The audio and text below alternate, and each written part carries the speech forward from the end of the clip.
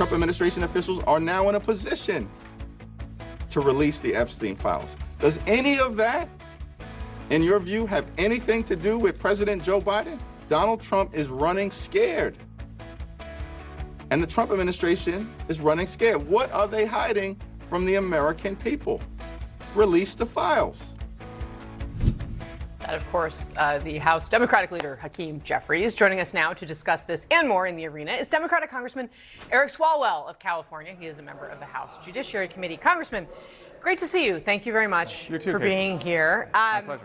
So the House Speaker, Mike Johnson, is basically said he is not going to hold a vote on a measure that would call for the release of these files until after Congress returns from August recess. Why do you think he's doing that?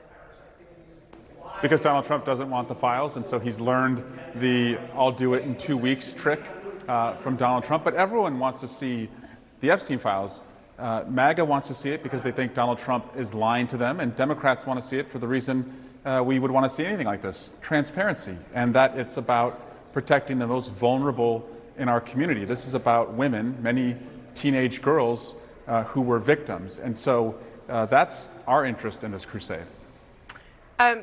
Congressman, the president has blamed President Biden, former President Biden, and other Democrats for these files not being released. Do you think, would it be helpful if President Biden called for the Epstein files to be released? I mean, I think it's comical that, Jeffrey Epstein was indicted and died when Donald Trump was president. And actually, the Biden administration convicted the person who helped him, Miss Maxwell.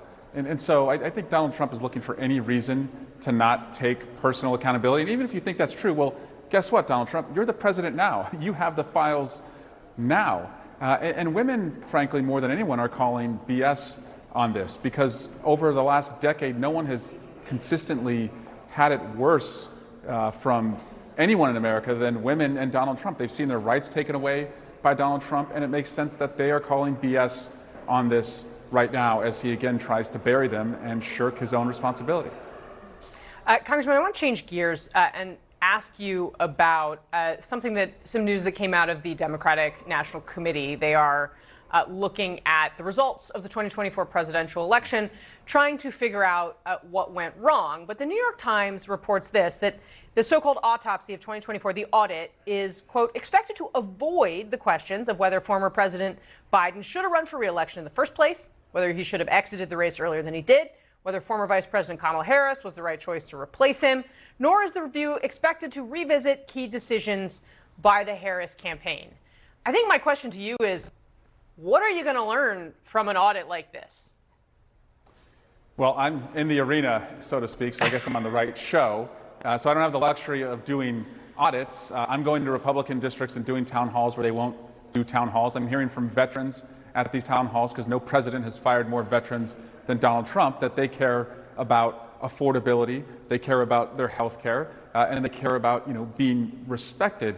But I think the answer is probably you can't go back in time and change that decision, which of course was consequential to the outcome. So why don't we focus on what people expect from us right now, which is an America that you can afford your health care, afford your kids' education, afford to retire, and most importantly, in this great country, afford to dream. Congressman, if you could give us just one line, what did you learn from the 2024 election?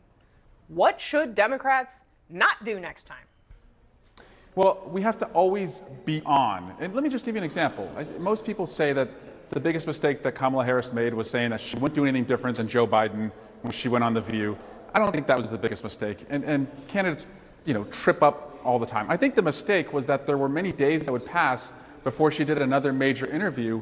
And Donald Trump makes 3 mistakes an hour, but he's always on. And so when you're always communicating, not just to cable news, but to local news, to podcasters, to influencers, always on means you're always honest. And we have the values on our side, and now we just have to be in more places, more spaces, and that's why we're going to win the midterms in just under 18 months.